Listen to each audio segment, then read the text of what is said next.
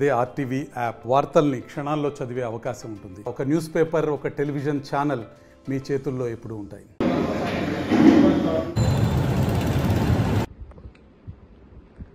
గౌరవ ముఖ్యమంత్రి వర్యులు వైఎస్ఆర్ కాంగ్రెస్ పార్టీ అధ్యక్షులు జననేత శ్రీ వైఎస్ జగన్మోహన్ రెడ్డి గారి పైన విజయవాడలో జరిగిన దాడిని తీవ్రంగా ఖండిస్తున్నాము.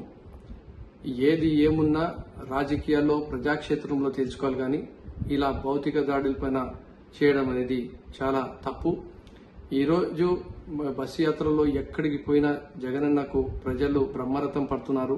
ఆ రోజు ఎలాగైతే పాదయాత్ర సాగిందో వేలాది లక్షలాది మంది కదిలారో, ఈ రోజు కూడా బస్సు యాత్రలో వేలాది మంది లక్షలాది మంది కదులుతున్నారు. కాబట్టి అది ఓర్వలేక చూడలేక రాజకీయంగా ఈయనకు ఏమీ చేయలేకపోతున్నామని చెప్పి ఒక దురుద్దేశంతో ఒక ప్రీ ప్లాన్డ్ వేలో తెలుగుదేశం పార్టీ నాయకులు కార్యకర్తలు దీని వెనుకలో ఉండే ఎవరైతే ఉన్నారో ఈ దాడిపైన ఎవరైతే చేశారో దానిపైన కూడా ఖచ్చితంగా విచారణ చేయాల్సిన అవసరం ఉంది పోలీసు వారు.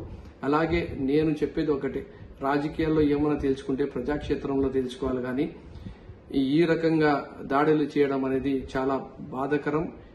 ఈ సంస్కృతిని తెలుగుదేశం పార్టీ మానుకుంటే తెలుసుకుంటే బాగుంటుంది అని చెప్పి వాళ్లకు హెచ్చరిస్తూ, అలాగే రాబోయే 13వ తేదీ ఖచ్చితంగా ఆంధ్రప్రదేశ్ రాష్ట్ర ప్రజలు తీర్పు ఇవ్వబోతున్నారు. జూన్ 4వ తేదీన తెలుగుదేశం పార్టీ రాజకీయ సమాధి కట్టబోతున్నారు అనేది కూడా తెలిసిపోయింది. కాబట్టి ఇలాంటి చర్యలు వాళ్ళు చేస్తున్నారని చెప్పి అందరూ మాట్లాడుకోవడం జరుగుతుంది. దీనిని మేము తీవ్రంగా ఖండిస్తున్నాం.